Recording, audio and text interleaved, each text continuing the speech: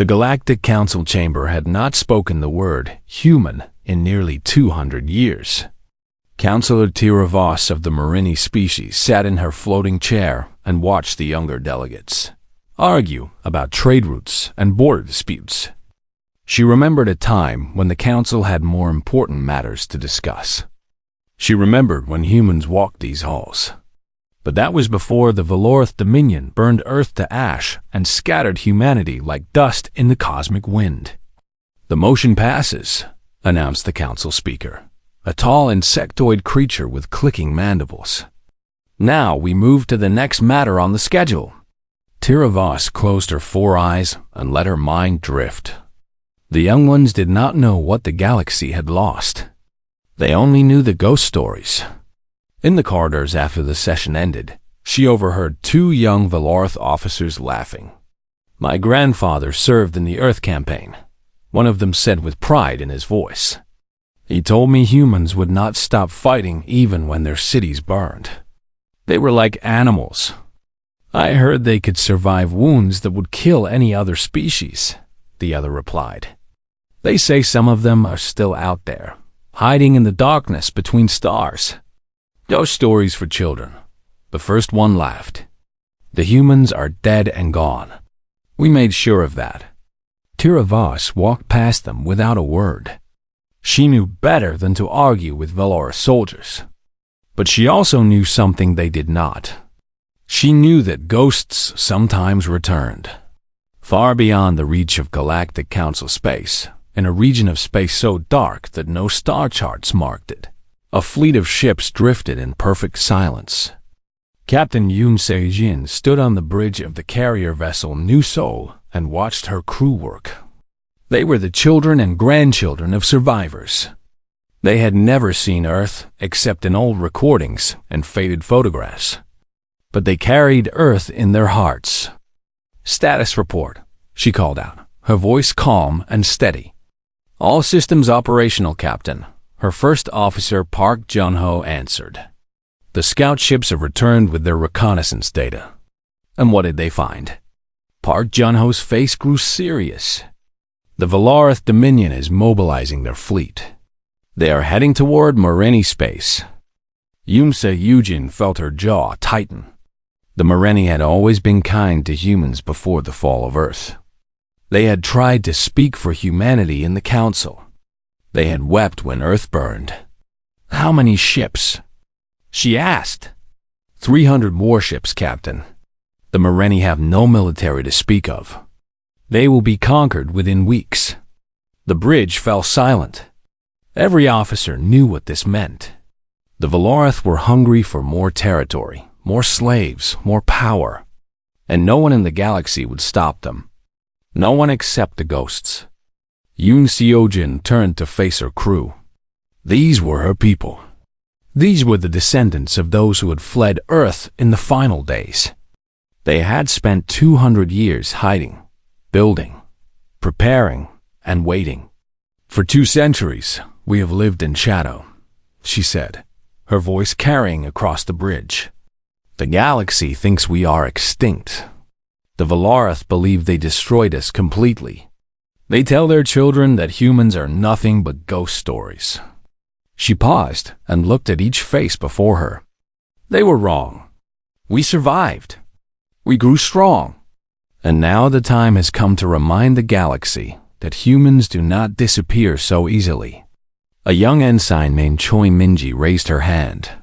"Captain, the Valorth fleet outnumbers us significantly. Are we truly ready for this?" Yoon Se-jin smiled. It was not a warm smile. It was the smile of someone who had waited her entire life for this moment. "We are human," she said. "We were born on a world that tried to kill us every single day. We survived ice ages and plagues and wars and disasters that would have ended any other species. The Valorth think they know what humans are capable of. They have no idea." She turned back to the view screen, where distant stars glittered like cold diamonds. "Set course for Marini space. We move in 3 days." "What about secrecy, Captain?" Park Jun-ho asked. "Once we reveal ourselves, the entire galaxy will know we survived. Let them know, Yoon Seojin replied. We have been ghosts long enough. It is time to become something more. Across the fleet, the message spread like fire. Humans who had lived their entire lives in hiding suddenly felt hope burning in their chests. Grandparents who remembered the stories told by their own grandparents wept with joy. Children too young to understand sensed the excitement and laughed. In the council chambers of the Valorth Dominion, Admiral Kethran reviewed his invasion plans. He was old now, his scales faded to gray, but his mind remained sharp. He had been a young officer during the Earth campaign. He remembered the screams of humans as their world burned. The Mareni will fall within 2 weeks, his aide reported. They have no weapons capable of stopping our fleet. Excellent, Kethran rumbled. The Council will not interfere. They never do. The galaxy belongs to the strong. He did not notice the shadow that passed across his view screen for just a moment. He did not hear the whispered communications intercepted by hidden human probes. He did not know that somewhere in the darkness, a woman named Yoon Seo-jin was looking at a map of his fleet and planning his defeat. The ghosts were coming, and they remembered everything.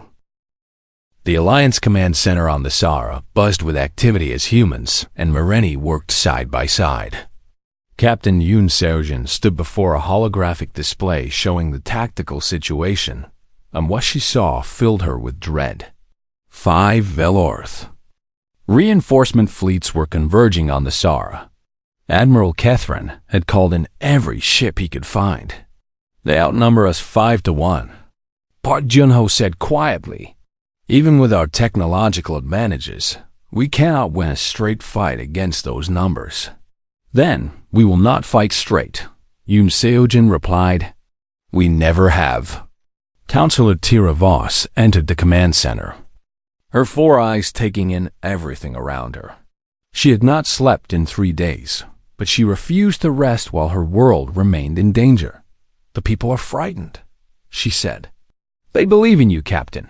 They call you saviors, but they see those fleets coming, and they wonder if even ghosts can stop such an enemy.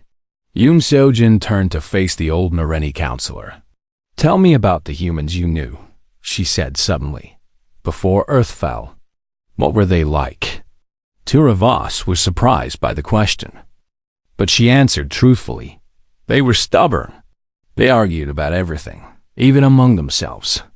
They made terrible jokes and ate strange foods and felt emotions more intensely than any other species I had ever encountered. She paused, and her voice grew softer, but they were also brave. They stood up for those who could not stand for themselves. When the Valora threatened my people the first time, long before they attacked Earth, it was a human ambassador who spoke for us. In the council, she knew it would make the Valorith hate her species. She spoke anyway. Yoon Seo-jin felt tears prick at her eyes. She had grown up hearing stories like this from her grandmother. Stories about what humanity had been before the fall. We tried to keep that spirit alive. She said, in the dark years, when we had nothing but old ships and recycled air, we told ourselves that being human meant more than just survival. It meant standing for something. Around the command center, other humans had stopped to listen. These were the children and grandchildren of refugees. They had never seen Earth. They had never walked under an open sky until they came to the Sara, but they knew who they were. My grandfather was 17 when Earth fell. A young pilot named Beek Soin spoke up. He escaped on one of the last ships. He told me that the captain of that ship wanted to surrender to the Valarth, thought maybe they would be merciful. She smiled grimly. The passengers voted him down. They said they would rather die free than live as slaves, so they ran into the darkness and never looked back. Other voices joined in, sharing stories passed down through generations. Tales of sacrifice and courage and stubborn hope. Tales of parents who went hungry so their children could eat. Tales of engineers who worked themselves to death, building ships that would not fly, until their grandchildren were grown. 200 years of exile had not broken humanity. It had forged them into something stronger. But not everyone felt the same way. In a quiet corner of the command center, a group of human officers argued in hushed voices. Commander Li Donggu, one of the fleet's senior tacticians, spoke with barely contained anger. "We should strike the Velorith homeworld while their fleets are away," he insisted. "Burn their cities like they burned ours.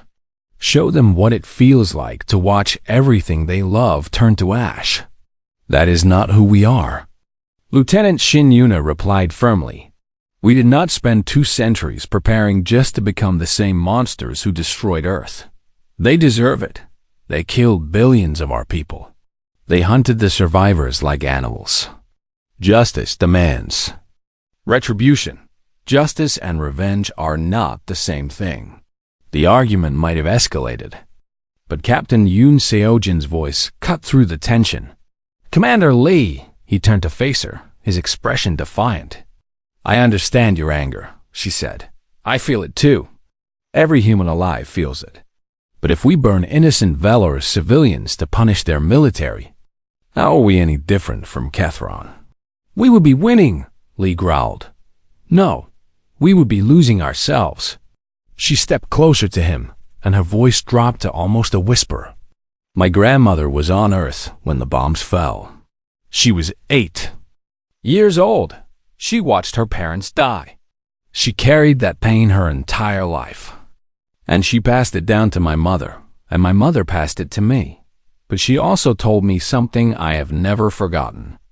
The entire command center had gone silent. She said that the Velorith wanted to turn humanity into a memory.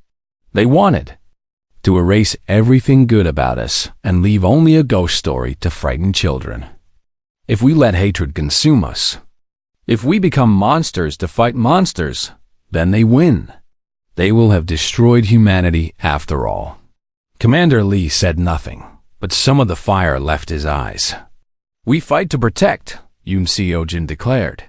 "We fight because the Merenni cannot fight for themselves. We fight because that is what humans do. We do not fight for revenge." She turned back to the tactical display, where 5 enemy fleets were drawing closer by the hour. "And if we die here, we die as the humans our ancestors wanted us to become, not as pale copies of our enemies." Outside, the stars wheeled overhead as the Sara rotated through its night cycle. Somewhere in the darkness, Admiral Kethran was coming with enough firepower to crack a planet, but the ghosts were ready, and they knew exactly what they were fighting for. The first Velor's supply ship vanished without a single distress call. Commander Rethvalium stared at his tactical display and felt confusion twist in his stomach. The ship had been carrying fuel and ammunition for the invasion fleet. One moment it was there, and the next moment it was simply gone. Technical malfunction? His subordinate suggested nervously. "A ship does not simply vanish due to technical malfunction," Rethvalium growled. "Send a patrol to investigate." The patrol found nothing. No wreckage, no debris, no bodies. The supply ship had disappeared, as if it had never existed at all. 3 days later, another ship vanished. Then another. Then 2 more. Admiral Kethran received the reports in his command chamber and felt something he had not experienced in decades. He felt uncertainty. 5 ships lost in 10 days, his aide reported with a trembling voice. "Our scouts have found no evidence of enemy activity. The crews simply disappeared." "Ships do not disappear," Kethran snarled. "Someone is doing this. Find them." But his scouts found nothing. His sensors detected nothing. His patrols encountered only empty space and silence. The soldiers began to whisper. "I heard it is the humans," one young warrior told his comrades in the barracks. "My father said they never truly died. He said they learned to hide in the spaces between stars. "That is impossible," another soldier replied, but his voice lacked conviction. "The humans were destroyed. Everyone knows this." "Then, what is happening to our ships?" No one had an answer. On the bridge of a Velorith patrol cruiser, an officer named Crescent sat at his station and tried to ignore the fear crawling up his spine. His ship had been assigned to guard a supply convoy, and he had spent the last 3 hours staring at empty space. "Contact!" His sensor operator suddenly shouted. "Unknown vessel, bearing 274. Crescent spun to look at his display. There was nothing there. "I see no contact," he said. "It was there for just a moment, Commander. A ship. It appeared and then vanished. You are imagining things. There is nothing out there." But even as he spoke those words, Crescent heard something impossible. A voice crackled through his communication system, breaking through encryption that should have been unbreakable. "We remember Earth." The voice was calm and cold and human. Crescent felt his blood freeze. Before he could respond, before he could even move, his ship shuddered. Warning alarms screamed throughout the bridge. The lights flickered and died. When the emergency power came back online, Crescent found himself staring at a tactical display that showed his weapon systems destroyed, his engines crippled, and his communications array torn apart. But his life support still worked. Someone had deliberately disabled his ship without killing anyone on board.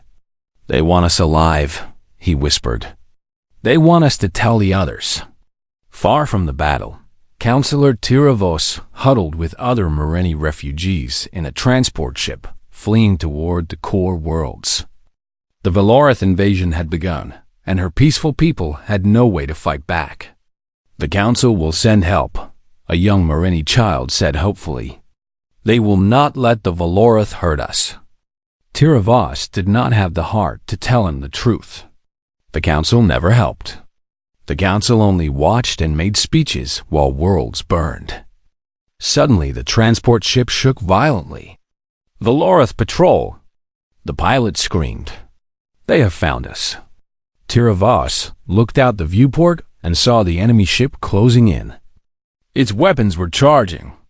In moments, her ship and everyone on it would be destroyed. She closed her eyes and thought of old friends long dead.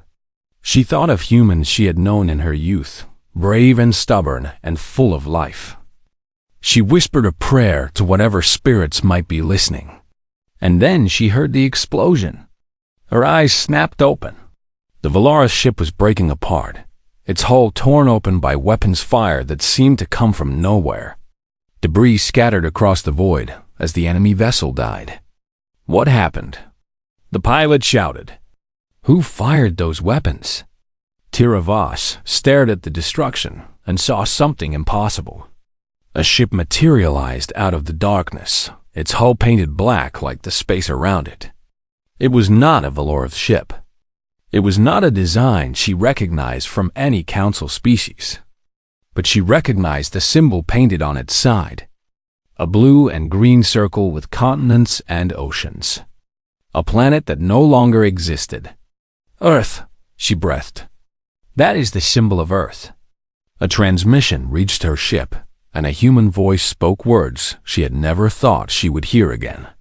Merini vessel, this is Captain Yoon Seojin of the Human Defense Fleet. Do not be afraid. We are here to help. Tears streamed down Tiravos's face. The children on the transport stared in confusion as the old counselor laughed and wept at the same time. You survived, she whispered. After all these years, you survived. We did more than survive, the human captain replied. We waited. We prepared. And now we have returned. Across the Velorith invasion fleet, panic began to spread. The ghost stories were true. The humans had not died. They had been hiding in the darkness, watching and waiting for 200 years.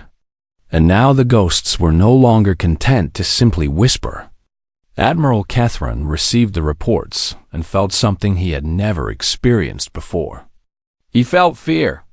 Impossible, he growled. The humans are extinct. I watched their world burn. But the evidence was undeniable. Disabled ships floated in space with their crews alive, but helpless. Valorith soldiers reported seeing human vessels appear and disappear like phantoms.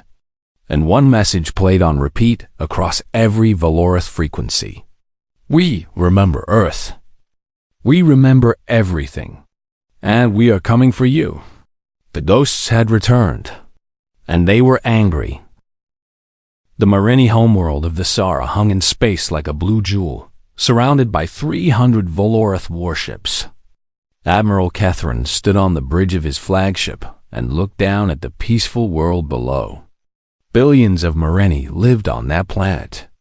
They had no army, no weapons, no way to defend themselves. They were completely helpless. Send the ultimatum, Kethron commanded. They've 1 hour to surrender. If they refuse, we begin orbital bombardment.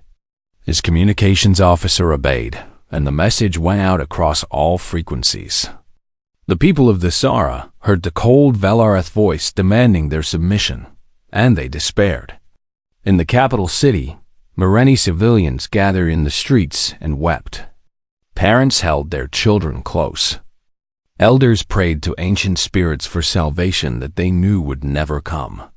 The Galactic Council had abandoned them. No one would save them. And then the sky changed.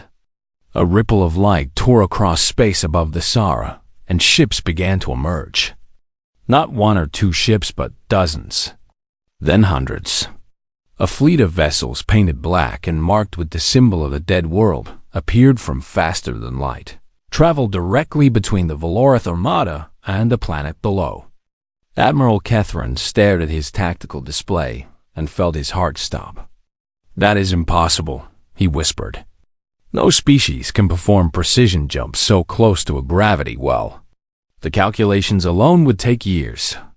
But the humans had taken those years. 200 years of hiding had given them time to develop technologies the galaxy had never seen. Time to build ships and train crews and prepare for this exact moment. Captain Yoon Seo-jin stood on the bridge of New Seoul and looked at the enemy fleet surrounding them. Her ships were outnumbered, but she felt no fear. She felt only calm certainty. Open a channel to all frequencies, she commanded. I want the entire galaxy to hear this. Her communications officer nodded, and suddenly her voice echoed across 1,000 worlds. This is Captain Yoon Seo-jin of the Human Defense Fleet. 200 years ago, the Valorith Dominion attacked Earth. They killed billions of innocent people. They burned our cities and poisoned our oceans and thought they had destroyed us forever. She paused and let her words sink in. They were wrong. We did not die. We survived in the darkness between stars. We rebuilt our civilization from nothing. And now we have returned. Across the galaxy, beings of every species stopped what they were doing and listened. In council chambers and trading posts and humble homes, they heard a human voice speaking for the first time in 2 centuries. We do not seek revenge, Yoon Seo-jin continued. We seek justice. The Valorith believe they can conquer peaceful worlds without consequence. They believe the strong can prey upon the weak. Today, we show them that they are wrong.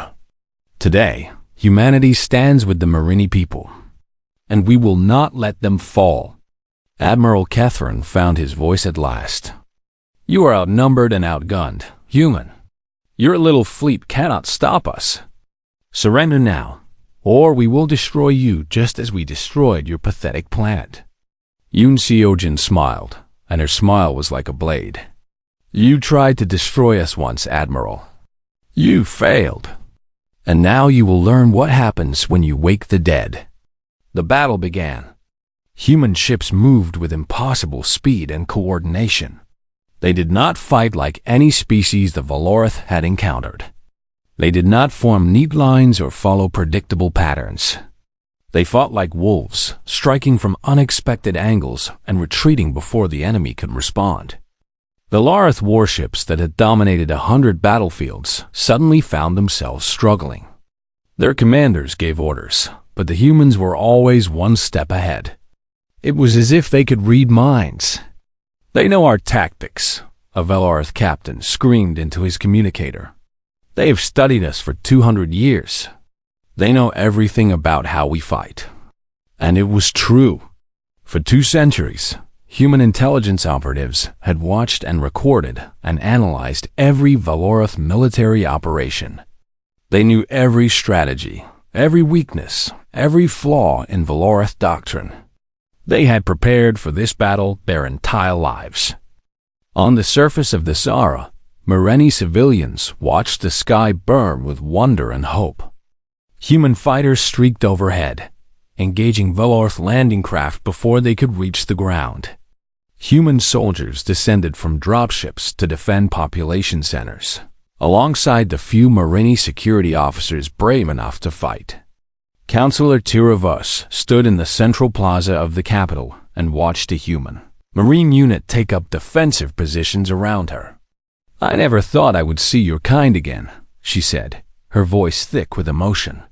"I mourn for humanity. I thought you were lost forever."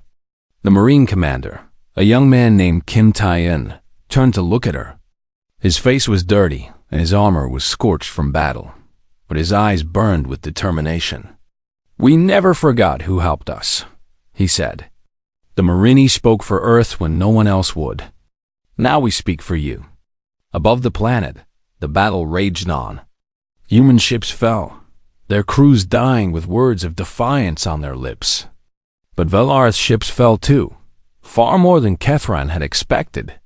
His mighty armada was being torn apart by ghosts.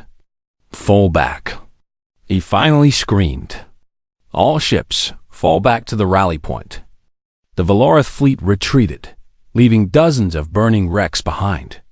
Cheers erupted across the Sahara as the people realized they had survived. The humans had saved them. But Yun Seojin knew the battle was not over. Kethran would return with reinforcements. The Valarith would not accept this humiliation. The real fight was still to come. "Send word to our allies," she commanded. "Tell them the first battle is won. But the war has only just begun." She looked down at the Sahara and thought of Earth, the home she had never known. "We will not let another world burn," she whispered. "Not while we still breathe." The 5 Valarith fleets arrived at the Sahara like a tide of steel and fire. Admiral Kethran stood on his command bridge and looked at the human fleet arrayed before him. They were so few. His forces outnumbered them 5 to 1. After today, there would be no more ghost stories. There would only be silence. "All ships, advance," he commanded. "Destroy the humans first. We will deal with the Merenni afterward." Captain Yun Seojin watched the enemy fleet approach and felt peace settle over her heart. She had trained for this moment her entire life. Her parents had trained for it. Her grandparents had dreamed of it. 3 generations of preparation came down to this single battle. "All ships, execute pattern sunrise," she ordered calmly. The human fleet split apart like a flower opening. Ships scattered in every direction, seeming to flee in chaos. The Valarith commanders laughed at what looked like panic. But it was not panic. It was a trap. Human ships had spent the previous night seeding the space around the Sahara with thousands of automated weapons platforms. As the Valarith fleet advanced, those platforms activated. Missiles and energy beams erupted from hidden positions, striking the enemy from every angle. "Ambush!" A Valarith captain screamed. "They have fortified the entire sector." Kethran snarled in fury. "It does not matter. We have the numbers. Push through." The Valarith fleet advanced despite their losses, but the humans had prepared more surprises. Small strike teams of human ships appeared behind enemy lines, targeting command vessels and communication relays. The perfectly coordinated Velorith formations began to fall apart as orders failed to reach their destinations. On the surface of the Zara, the ground battle raged with equal intensity. Velorith landing craft broke through the orbital defenses and dropped thousands of soldiers onto Mareni soil. But human marines were waiting for them. Kim Taeyun led his unit through the streets of the capital, fighting alongside Mareni volunteers who had never held weapons before yesterday. They were outgunned and outnumbered, but they refused to give ground. "Hold the line," Taeyun shouted. "Every minute we hold is another minute for civilians to evacuate." A young Mareni named Veshara fought beside him, her hands shaking but her aim true. "I never thought I would kill anyone," she said between shots. "My people are not warriors." "Neither were we once," Taeyun replied. "Earth was peaceful before the Velorith came. We learned to fight because we had no choice. And we will teach you, so you never have to feel helpless again." In orbit, the battle reached its climax. Admiral Catherine finally understood that he was not fighting mere ghosts. He was fighting an enemy that had spent 200 years preparing for this exact confrontation. Every tactic he tried had already been anticipated. Every strategy he employed had already been countered. "Enough!" he roared. "All ships, concentrate fire on their flagship. Kill the human captain, and the rest will fall." 100 Velorith warships turned their weapons toward New Seoul. Captain Yoon Seojin watched them come and made her decision. "All ships, fall back to defensive positions around the Zara," she commanded. "Protect the planet." "Captain," Park Jun-ho protested. "If we pull back, you will face the enemy alone." "I know. They will destroy you." Yoon Seojin smiled. "Maybe. Or maybe I will do something they never expected." She opened a channel to the entire fleet. "This is Captain Yoon Seojin. I am ordering all ships to protect the Zara. No matter what happens to me, do not break formation. The planet is what matters. The people are what matters. We did not come here to survive. We came here to save others." New Seoul surged forward, directly toward the heart of the Velorith fleet. Admiral Catherine watched in disbelief as the single human carrier charged his entire armada. "She's insane," he whispered. "What is she doing?" He got his answer a moment later. New Seoul was not trying to destroy the Velorith fleet. She was heading directly for Catherine's flagship. And she was not slowing down. "All weapons, destroy that ship." Catherine screamed. Missiles and energy beams hammered New Seoul, tearing through her hull, destroying her weapons, killing her crew. But she kept coming. Her engines burned at maximum power as she closed the distance. At the last moment, escape pods launched from the dying carrier. Yoon Seojin's crew abandoned ship as their captain drove her vessel directly into Kethra's flagship. The collision was catastrophic. Both ships died in a brilliant explosion that could be seen from the surface of the Zara. The Velorith command structure collapsed in an instant. Without Catherine's orders, the enemy fleet fell into confusion. And then, impossibly, a single escape pod emerged from the debris. Captain Yoon Se-jin had launched at the last possible second. She tumbled through space as human ships rushed to recover her, battered and wounded, but alive. "Captain." Park Jun-ho's voice crackled through her communicator. "You are alive." "Apparently," she coughed. "What is the status of the enemy fleet?" "Retreating." "They are all retreating. Without Catherine, they have no unified command. They are running." Across the Zara, cheers erupted. Mareni and humans embraced in the streets. The battle was won.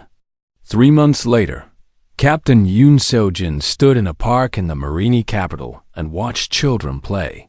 Human children and Mareni children ran together across the grass, laughing and shouting in languages they were still learning from each other. Counselor Tira Voss walked up beside her and smiled.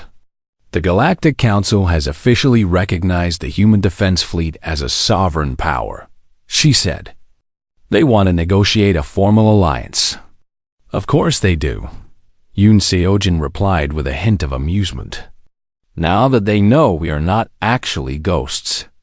Are you angry with them? For abandoning your people 200 years ago? Yoon Seojin considered the question carefully.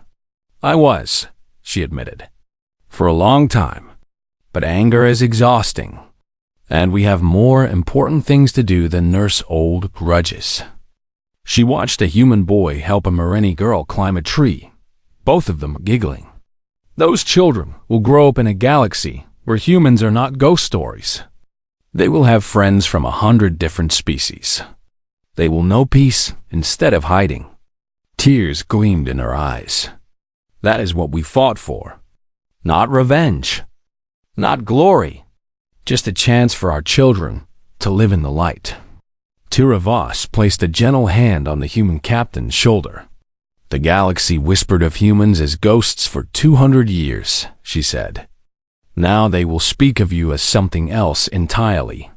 What is that? Heroes. Yoon Se-jin shook her head. We are not heroes. We are just humans. We survived because that is what we do. We protected the innocent because that is who we are. She smiled as the children laughed. We were never ghosts. We were just waiting in the dark until someone needed us. And somewhere in the galaxy, on 100 different worlds, beings of every species told a new kind of story. Not ghost stories about extinct monsters, but stories about humans who returned when hope seemed lost. Stories about the ghosts who came back to save the living.